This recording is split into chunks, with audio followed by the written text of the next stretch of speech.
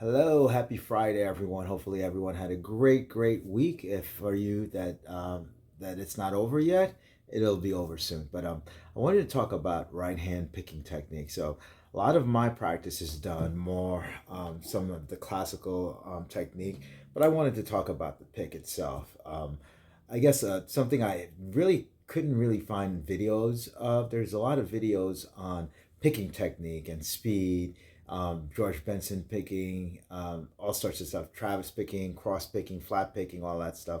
What I really want to talk about is your risk. Okay.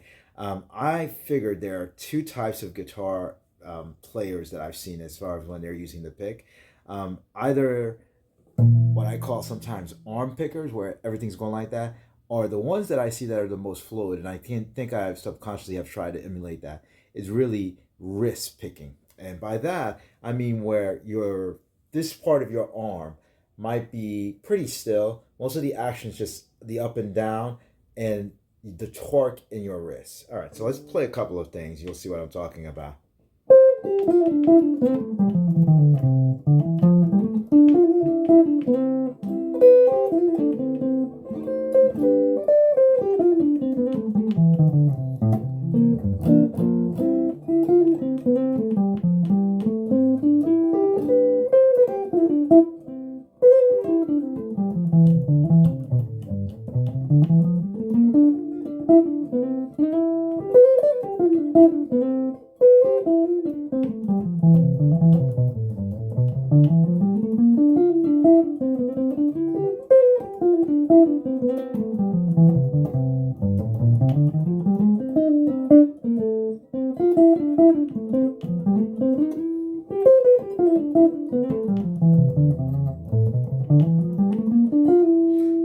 If you notice, most, if not all, the action is just taking place on my wrist, not my whole arm.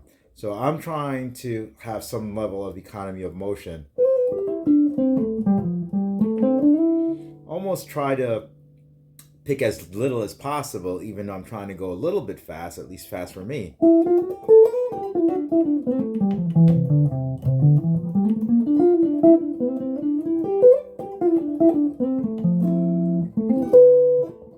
Even if I sweep pick here.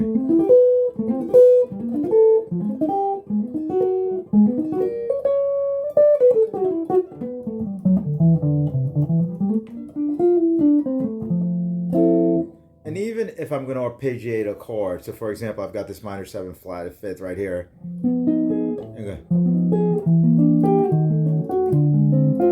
And what I have a tendency to do when I do something like that is just slide it where the last note is an up.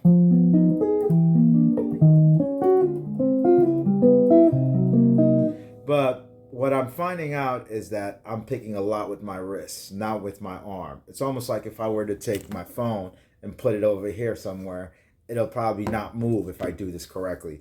Again, this is just an observation that I've made about my picking technique. In fact, I don't think there's a right or wrong picking technique. It's what even works for you the best. And sometimes, ironically enough, I try to be consistent from one guitar to another.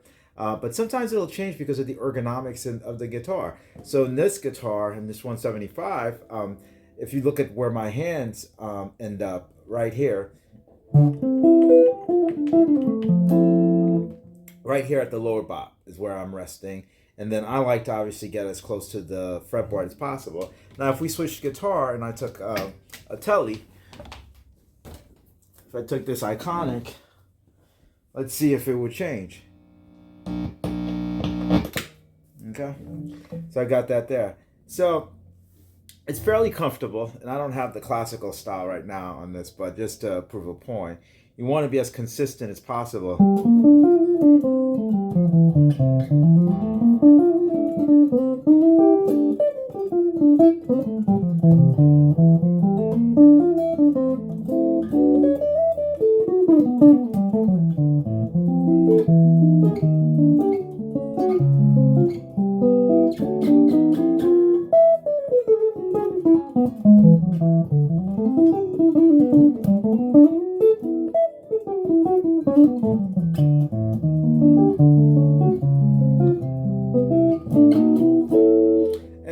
I'm only using the pick. So I have a tendency, and I'll go back to my fingers from time to time.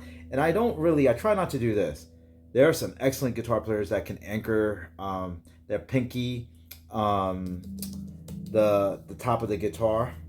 Um, I'm not one. I typically will relax, and it's all this motion, this motion. It's not this, unless you're Pete Townsend. But yeah, just an observation about picking technique and the relevance of your wrists as opposed to just your overall arm and trying to get more efficient. Yeah, so you know what? And the other thing too I wanted to stress is tape yourself. It's funny. I tape myself a lot. Obviously, I put this YouTube channel up, but I didn't put the YouTube channel so people could watch me. It was so I could watch myself and learn. There is no substitute to watching your arms, just watching your phrasing and how you play. You don't have to upload it. There are people that are judgmental and things of that nature, but I like doing it. This is the best way for me to practice, is to do something and play it back from that perspective. Yeah. So the relevance of the wrist. That's basically what I wanted to talk about. All right then. Practice, practice, and practice some more.